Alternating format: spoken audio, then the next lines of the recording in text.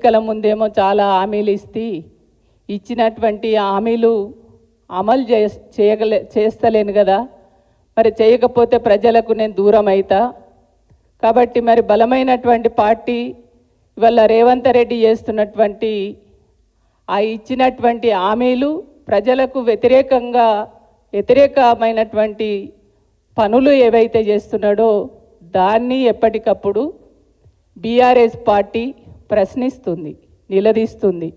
ఒక ఉద్యమ పార్టీగా తెలంగాణ ప్రజల అవసరాలు మనోభావాలు తెలిసినటువంటి పార్టీగా ఆనాడు ఉద్యమంలో ఉన్నటువంటి ఉద్యమ నాయకుడిగా కేటీఆర్ గారు ఒక ప్రశ్నించే గొంతుక, వాళ్ళు చేస్తున్నటువంటి అవినీతిని, వాళ్ళు చేస్తున్నటువంటి ప్రజా వ్యతిరేక పనులనన్నిటిని కూడా ఎప్పటికప్పుడు నిలదీస్తున్నాడు. కాబట్టి మేము ప్రజలకు దూరం అవుతున్నాం. మళ్ళీ రేపు అడ్డదారులలో అధికారంలోకి వచ్చినటువంటి రేవంత్ రెడ్డి మళ్ళీ ప్రజలు మమ్మల్ని అసహించుకుంటారేమో, కాబట్టి వీళ్ళపైన ఏదో ఒక రకమైనటువంటి కేసులు పెట్టాలి, అక్రమ కేసులు పెట్టాలి, జైల్లో పెట్టాలి, ఏదో ఒక రకంగా వీళ్ళను మానసికంగా ఇబ్బంది పెట్టాలనేటువంటి కుట్రలో భాగంగానే ఈ రకమైనటువంటి కేసులు పెట్టాలి, అవినీతి ఆరోపణలు చేయాలనేటువంటి ఒక పద్ధతిలో చేస్తున్నారనేది చాలా క్లియర్గా అర్థమవుతుంది. అదే కాకుండా ఇందాక మా ప్రభాకర్ అన్న చెప్పిండు, జాతీయ స్థాయిలో ఉన్నటువంటి కాంగ్రెస్ పార్టీ, బీజేపీ పార్టీ అక్కడనేమో రెండు కొట్లాడుకుంటాయి జాతీయ పార్టీలు. తెలంగాణకు వచ్చేసరికి బీఆర్ఎస్ను టార్గెట్ చేస్తాయి. అంటే కేసీఆర్ గారు ఒక ఉద్యమ నాయకుడు, ప్రజల గొంతుకై ఆనాడు ఉద్యమం నడిపిండు, ప్రజల గుండెలలో ఉన్నాడు. ఈ బలమైనటువంటి పార్టీని ఏ రకంగా లేకుండా చేయాలనే ఒక ఇద్దరు బదురుకొని కుట్ర చేసి ఆ కుట్రలో భాగంగానే ఈ రకంగా ఆరోపణలు చేసి కేసులలో ఇరికియాలని చెప్పేసి చూస్తున్నారు అనేది వాళ్ళ ప్రజలందరూ కూడా భావిస్తున్నారు.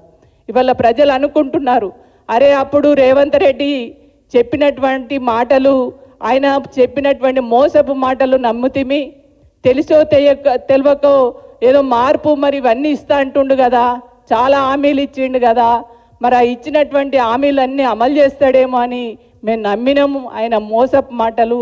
కానీ మాకు ఆనాడు ఉద్యమ నాయకుడిగా మా అవసరాలు గుర్తించి మేము అడగకుండానే చాలా పనులు చేసి బ్రహ్మాండంగా అభివృద్ధి చేసినటువంటి కేసీఆర్ గారిని మేము దూరం చేసుకుంటుమి అనేటువంటి ఒక చర్చ జరుగుతున్నటువంటి ఈ క్రమంలో ఇవాళ బీఆర్ఎస్ పార్టీని బదనాం చేయడం కోసం ఇవాళ ఈ రాష్ట్ర ముఖ్యమంత్రి చేసినటువంటి కుట్రలో భాగమే ఇవాళ కేటీఆర్ గారి పైన ఈ అవినీతి ఆరోపణలు అనేది చాలా స్పష్టంగా అర్థమవుతుంది.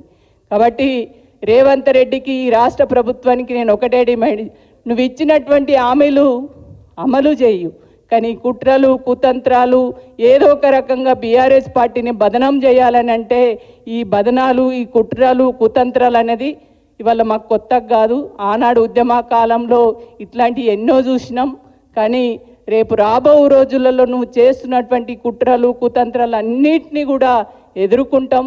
ప్రజలు కూడా రేపు రాబో రోజులలో నువ్వు చేస్తున్నటువంటి ప్రతి పనిని, నువ్వు మాట్లాడుతున్నటువంటి ప్రతి మాటను కూడా గమనిస్తున్నారు. కాబట్టి నువ్వెన్ని రకాల కుట్రలు కుతంత్రాలు చేసినా వీటిని ఛేదిస్తాం. రేపు ఒక బలమైనటువంటి ఒక ఉద్యమ పార్టీగా మేము ప్రజలకు పోతాం. నువ్వు చేస్తున్నటువంటి అవినీతిని, అక్రమాలను ప్రజల్లోకి తీసుకెళ్ళి ఖచ్చితంగా నీకు రేపు రాబో రోజులలో ఖచ్చితంగా దానికి మూల్యం చెల్లించక తప్పదని చెప్పేసి ఈ సందర్భంగా తెలియజేస్తున్నాను. Thank you.